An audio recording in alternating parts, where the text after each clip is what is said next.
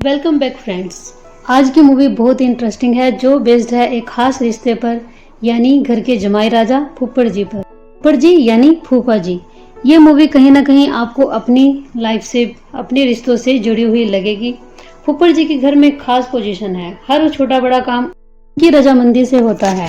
यही position down आने लगती है जब घर में एंट्री होती है एक जमाई राजा की। तो करते हैं मूवी की शुरुआत। मूवी की शुरुआत होती है वोटर लिस्ट बनाने आए आदमी की आवाज से। यहीं से हमें घर के सभी मेंबर्स का इंट्रो मिलता है। सरदारा और करतारा दो भाई हैं। मिंदो और छिंदो उनकी वाइफ हैं। सरदारे की बेटी पाली और बेटे का नाम बग्गड़ है।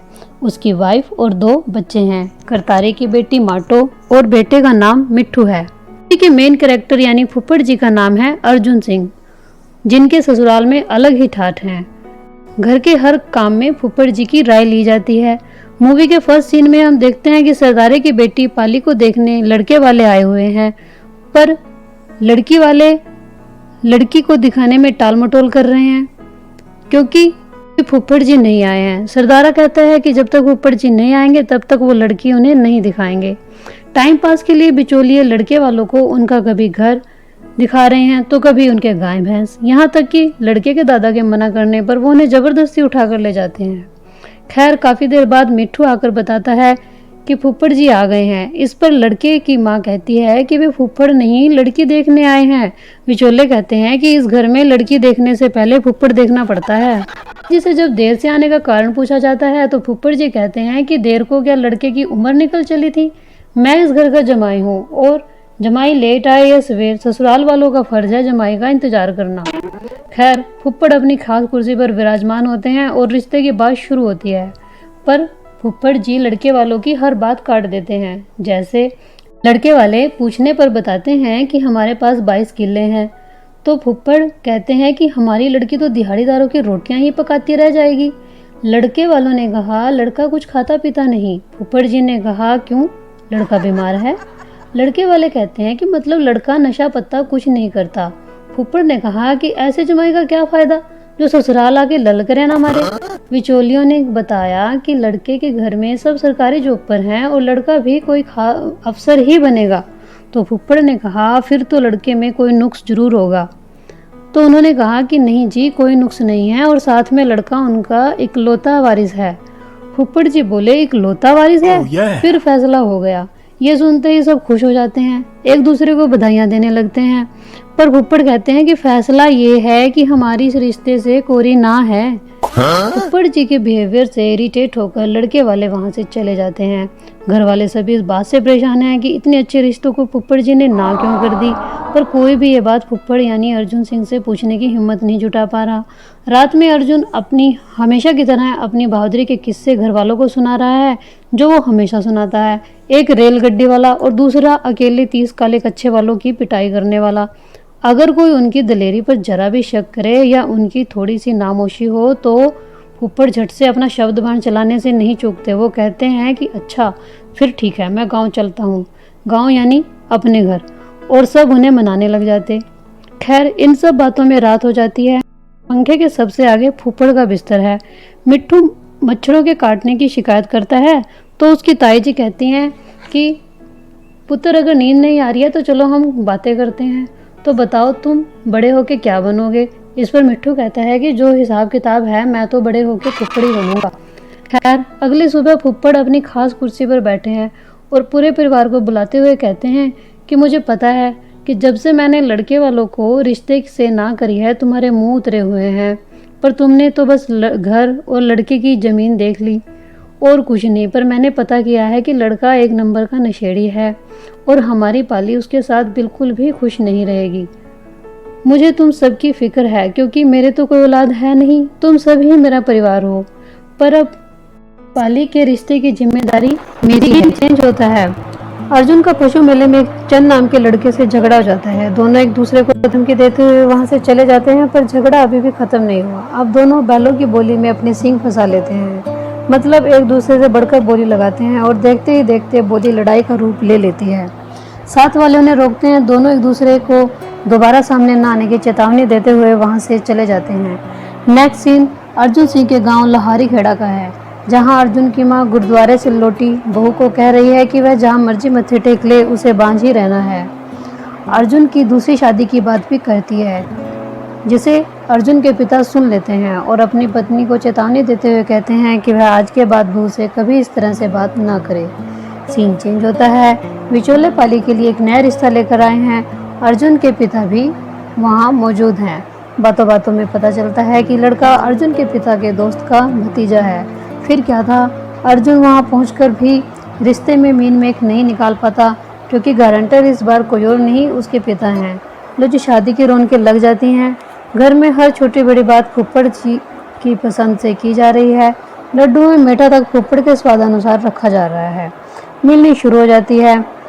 फुप्पड़ की मिलनी किसी को याद नहीं। फुप्पड़ का खांस खांस के बुरा हाल है, पर कोई ध्यान नहीं दे रहा। तभी विचोले को याद आता है कि फुप्पड़ की मिलनी अभी बाकी है, पर फुप्पड़ ने मिलनी से मना कर दिया, क्योंकि फुप्पड़ को मिलनी करने वाला बंदा ही पसंद नहीं आया। अब बारी है कहानी में ट्विस्ट की। लड़का रिबन कटाई के लिए पहुंचता है। जैसे ही वो सहरा उठाता है, फुप्पड़ के चेहरे का रंग उड़ जाता है, क्योंकि लड़का कोई और नहीं चन है। फेरे शुरू हो जाते हैं, पर फुप्पड़ की परेशानी से सब अनजान है। विदाई का टाइम हो जाता है। फुप्पड़ को लगता है कि कहीं चन पाली को शादी के बाद तंग ना करे। ऐसा नहीं है, ससुराल में पाली बहुत खुश है। नेक्स्ट सीन में अर्जुन की वाइफ उसे तैयार होने को कहती है, क्योंकि पाली को मुर्दी गड्डी के लिए आना है, पर अर्जुन जाने से इनकार कर रहा है। तो उसके पिता उसके न जाने का कारण पूछते हैं। अर्जुन बताता है कि चंद वही लड़का है जिससे उसका पशु मेले में झगड़ा हुआ था। इस पर अर्जुन के पिता उसे समझाते हुए कहते हैं कि अब चंद उस घर का दामाद है जैसे कि वो है, और रिश्तों को संभाला जाता है, उनका रायता नहीं फैलाया जाता। पर अर्जुन कहता है कि मैं तो संभाल लूँगा, पर अगर अगला ना संभाले तो उसके पिता कहते हैं कि फिर वह भी एक फौजी का बेटा है, हम देख लेंगे। फिर क्या था, अर्जुन सिंह खुशी खुशी जाने के लिए तैयार हो जाता है। मूवी का टाइटल सॉन्ग पच्चियां पिंडा दे विच गल्लां हुंदियां जिथे भी प्रोणियां फसाइयां कुंडियां बजता है। चंद पहले पहुंचता है और वह फुप्पड़ की स्पेशल कुर्सी पर बैठ जाता है। कुछ देर बाद अर्जुन भी वहां पहुंच जाता है। दोनों ही दमादों में आंखों ही आंखों में बातें शुरू हो जाती हैं। रात में सब इकट्ठे बैठे हैं, तभी वहां चंद आता है। अर्जुन उसे कुर्सी पर बैठने के लिए कहता है, जिसकी एक टांग वह पहले ही तोड़ चुका है। चंद गिरते गिरते बचता है और अपने गिरने का कारण समझ जाता है। हमेशा की तरह फुप्पड़ अपनी बहादुरी के किस्से सुनाने शुरू कर देते हैं, पर चंद सुनने से इनकार कर देता है और बच्चों के साथ बैठकर डिनर करता है। घर की हर रीत चंद बदल रहा है। अगली सुबह माटो के रिश्ते की बात चल रही होती है। तभी चंद कहता है कि माटो के लिए उसके चाचा का बेटा रौनक बिल्कुल सही है, पर फुप्पड़ को ये बात इसलिए अच्छी नहीं लगती क्योंकि वो चंद का चचेरा भाई है। यहाँ तक कि माटो को भी, क्योंकि वो किसी और के लिए मन्नतें मान रही है। फुप्पड़ की कोशिशों के बावजूद माटो और रौनक का रिश्ता पक्का हो जाता है। सब माटो की शादी के संगीत में पहुंचते हैं। संगीत खत्म होने को है और माटो का कुछ पता नहीं। माँ पिता को बेचैनी होने लगती है। माटो छिंदे से मिलने गई है, पर छिंदा उसे समझाते हुए कहता है कि वो उससे शादी करना चाहता है, पर इस तरह से नहीं। तभी फुप्पड़ वहाँ आ जाते हैं और छिंदे की तारीफ करते हुए माटो से कहते हैं कि उन्हें उससे यह उम्मीद नहीं थी। ऐसा दिन ना देखना पड़े, इसीलिए माँ बाप बेटी पैदा करने से डरते हैं। माटो अर्जुन से माफ़ी मांगती है। फुप्पड़ माटो को लेकर घर पहुँचते हैं। अगले दिन सब बैठे बातें कर रहे हैं। सरदारा कहता है कि हमें सारे ही जमाई जदादी मिले हैं।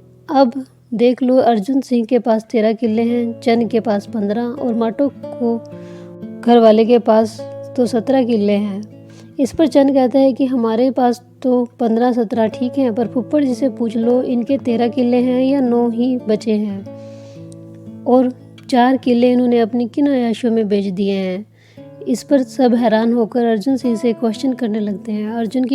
अर्जुन बात को टालने की कोशिश करता है, पर चंद उससे जवाब मांगता है और घर वालों से कहता है कि अगर आज फुप्पड़ को किसी ने रोका तो वो यहाँ नहीं रुकेगा। सरदारा भी अर्जुन से जवाब चाहता है, पर अर्जुन के पास कोई जवाब नहीं था और अर्जुन वहाँ से चला जाता है। उधर बारात आ जाती है। नए दूल्हे का आदर सत्कार किया जा रहा है। तभी लड़के की माँ अपनी जेठानी यानी चंद की माँ को लेकर लड़के को शादी में मिलने वाली गाड़ी की बात करती है। अब माटो के पिता और उसके ताऊ इस सवाल पर हैरान हैं, क्योंकि उनका कहना है कि हमने ऐसी कोई हामी नहीं भरी कि वो शादी में गाड़ी देने वाले हैं। इस पर लड़के की माँ कहती है कि जब आपने बड़ी बेटी पालिया नेपाली को गाड़ी दी है तो छोटी को भी तो जरूर देंगे। इस पर सरदारा कहता है कि देखिए बहन जी, आपको गलत फहमी हुई है। ना तो हमने बड़ी बेटी को गाड़ी दी है, ना हम छोटी को देने की पहुंच रखते हैं। बस इतना कहना था कि बात बिगड़ जाती है। लड़के की माँ बारात वापस ले जाने की बात कहती है। तभी एंट्री होती है अर्जुन सिंह की। वो कहता है कि आपको गाड़ी जरूर मिलेगी। चंद की चाची कहती है कि और वो कौन देगा? तो अर्जुन सिंह कहता है कि जिसने पहले दी थी अब भी वही देगा। चंद का चाचा कहता है कि तुम कहाँ से गाड़ी दोगे? तूने तो पहले ही अपने 4 किले ज़मीन बेची हुई है। तभी बिचौलिए बीच में आते हैं और बताते हैं कि उसने 4 नहीं 8 किले बेचे हैं। 4 पाली को कार देने के लिए और 4 माटों को। और वे सारी बात बताते हैं कि किस तरह चंद की माँ ने शादी के बाद कार की डिमांड की, जिसे अर्जुन ने पूरा किया। और इस बारे में घर में कोई नहीं जानता। सच्चाई जानकर चंद को बहुत बुरा लगता है। वह फुप्पड़ से माफ़ी मांगते हुए कहता है कि चाहे आप जैसे भी हों पर दिल के बहुत अच्छे हैं। और दोनों एक दूसरे के गले लग जाते हैं। करतारा सरदारा से कहता है कि अब माटो से कौन शादी करेगा? इस पर चंद और अर्जुन कहते हैं कि उसकी फिक्र आप न करें। और एंट्री होती है घर के तीसरे जमाई राजा की। अर्जुन और चंद उसका इंट्रो घर वालों से कराते हैं। सभी की खुशी वापस लौट आती है। अर्जुन और चंद आपस में एक दूसरे से कह रहे हैं कि अब से तुम्हारी मर्जी चलेगी। नहीं नहीं, आप बड़े हैं, आपकी चलेगी। नहीं नहीं, तुम छोटे हो, तुम्हारी मर्जी चलेगी। तभी तीसरा जमाई कहता है कि फेरे हो जाने दो, फिर देखते हैं किसकी चलेगी। अर्जुन और चंद के चेहरे देखने लायक होते हैं। और इसी के साथ आज की मूवी ख़त्म होती है। मूवी पसंद आई हो तो लाइक और शेयर कर दें। अपकमिंग मूवीज़ के लिए सब्सक्राइब बटन को प्रेस कर बेल आइकन को दबाना ना भूलें। मिलते हैं नेक्स्ट वीडियो में। Bye bye.